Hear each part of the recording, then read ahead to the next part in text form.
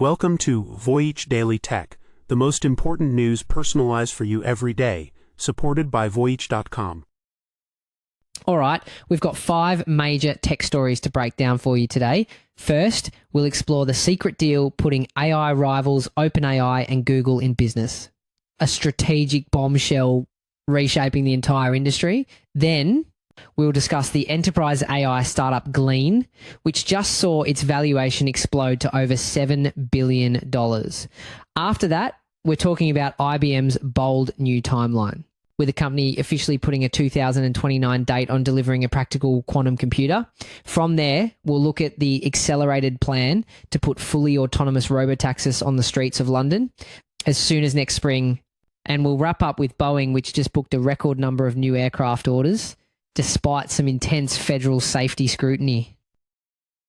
So get this, 2 of the biggest enemies in the tech world locked in a brutal race for AI dominance, just secretly got into bed together. OpenAI, the creator of ChatGPT, is now tapping its arch rival, Google, for the one resource that matters most, computing power. Now, this isn't just a friendly handshake, it's a strategic bombshell that reshapes the entire AI landscape. OpenAI, famously backed by Microsoft, has been so desperate for computing capacity that it's now paying its biggest competitor just to keep the lights on. And this move is part of a deliberate strategy by OpenAI to reduce its dependency on Microsoft, a partnership that was previously so exclusive, it reportedly blocked a deal with Google from happening sooner. The numbers behind this are just staggering.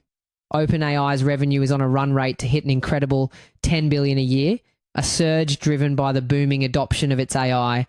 That explosive growth requires an insatiable amount of power, pushing the company to diversify beyond its main backer. But the real story might be the high-stakes gamble happening inside Google. On one hand, it's a massive win for Google's cloud division, a $43 billion business that just landed one of the hottest clients on the planet. Google is positioning itself as the neutral Switzerland of AI infrastructure, selling its powerful custom chips to anyone with the cash, including Apple and other OpenAI competitors. But here's the twist that should make everyone at Google nervous. The company is actively arming the single biggest threat to its core search business, and it gets crazier.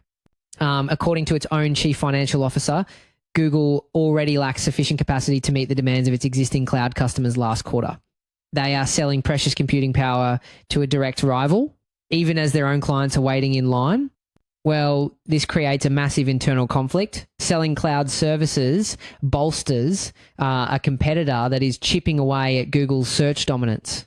It also uses up the very same computing resources that Google's own AI division, DeepMind, needs to compete with OpenAI.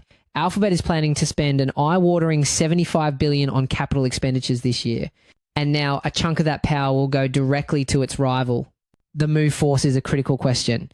Is Google playing a brilliant long game, becoming the essential power broker for the entire AI industry?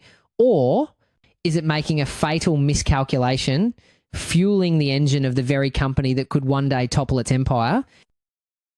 And speaking of the staggering money pouring into AI, a different kind of company just added over $2.5 billion to its valuation in less than a year. The company is Glean, and it just pulled in another $150 million in funding, rocketing its value to a staggering $7.2 billion. For perspective, last September, it was valued at $4.6 billion. This isn't just growth, it's an explosion. So what is Glean? Well, it's not another consumer chatbot. It's an AI enterprise search platform built by veterans from Google, Meta, and Dropbox. And in less than 3 years, it has already blown past $100 million in annual recurring revenue. The core conflict is a classic David versus Goliath showdown, but this David is armed with billions. Glean's mission is to become the AI brain inside the world's biggest companies, connecting to their private data across apps like Slack, Microsoft 365, and Google Workspace. But the giants are waking up. Microsoft has Copilot, Amazon has Q Business, and OpenAI has ChatGPT Enterprise. The competition is fierce, but Glean's CEO Arvind Jain isn't backing down. He went on the record with a direct shot stating, you have to remember that models like ChatGPT, they don't know anything about your internal company's data. He then doubled down, claiming Google, Microsoft, OpenAI, they all want to actually come into this space that we started. Jane says the boom in generative AI has large companies more worried than excited. He told CNBC they don't want to be left behind. That fear is Glean's fuel. And if you think that's just talk, consider this number. Glean's new AI agents are on pace to support 1 billion automated actions by the end of this year. The battle for AI inside the enterprise is officially on. While the tech titans are trying to catch up, Jane makes a bold final claim. We have a lead. We're not building a product that's going to get commoditized. The question is, in a war against the biggest names in technology, is any lead big enough? So while companies like Glean are fighting for dominance in today's AI market, IBM just threw down an absolute gauntlet in the race to build the next generation of computing, making a claim so bold it could change everything.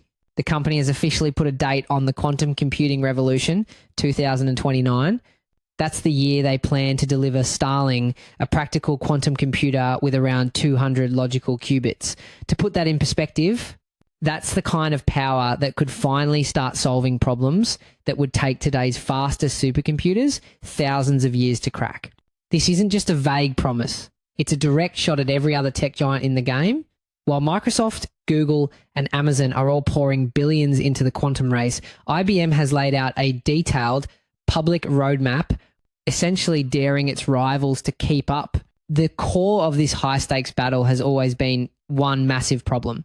Quantum computers are incredibly fast, but also incredibly error-prone. So much of their power is wasted just correcting their own mistakes. It's been the Achilles heel of the entire field.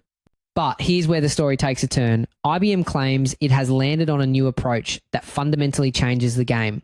For years, scientists would develop a perfect error correction theory and then try to build a chip to match it, a nearly impossible task. IBM flipped the script. Their team looked at what kinds of chips were actually practical to build right now and then engineered a new error correction algorithm specifically for them.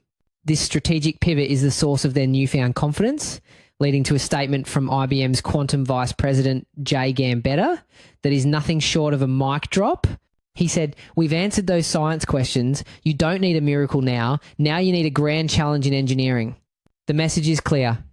IBM believes the era of theoretical breakthroughs is over, and the era of pure brute force engineering has begun.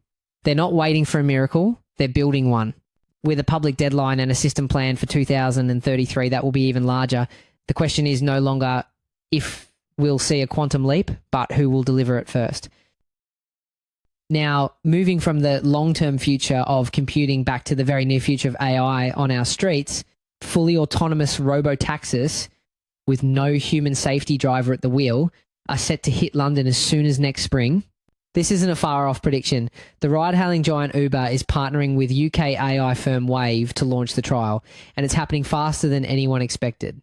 The UK government was originally targeting 2026, then pushed the date to 2027, but now, in a sudden reversal, it's introducing an accelerated framework to get commercial services on the road sooner. On one side, the numbers are staggering. The Department for Transport claims this new driverless industry could inject £42 billion into the UK economy and create 38 zero jobs by 2035. But here's where the story gets complicated. The GMB union is firing back, warning of significant social implications, including mass unemployment for current drivers. This sets up a massive collision course between technological progress and the livelihoods of thousands. And what about safety? While one journalist described a test ride as a lot more cautious than a human driver, the global track record is far from perfect. Fully driverless cars have been involved in a number of incidents in other countries, from road accidents to passengers being locked inside the vehicles.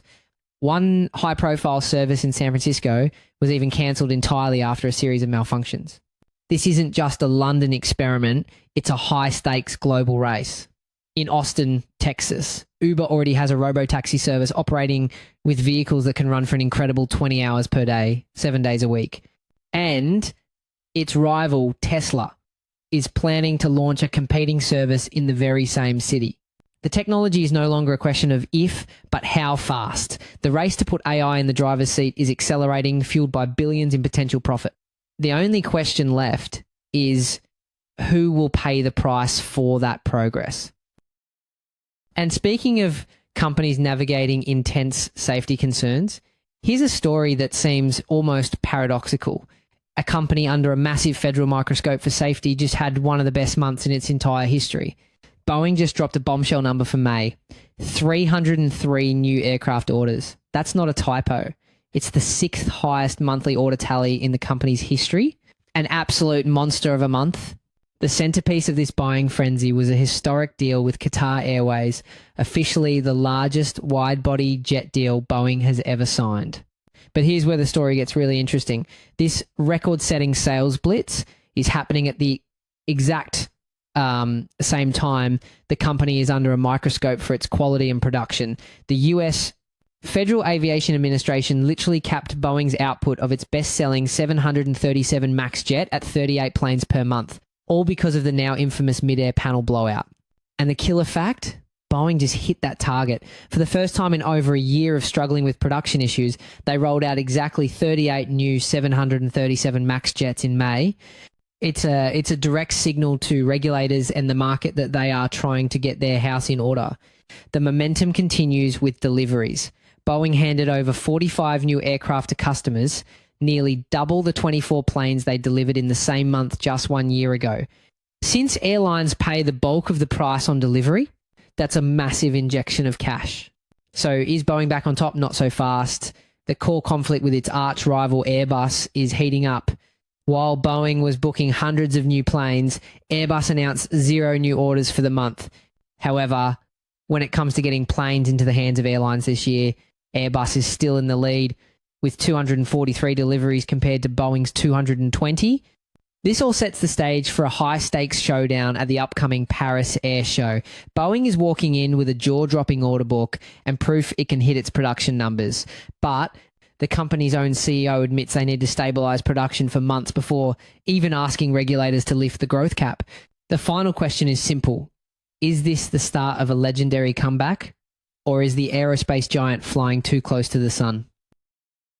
That's it for today on Voyage Daily Tech. Follow, share, and stay tuned for daily updates coming your way tomorrow.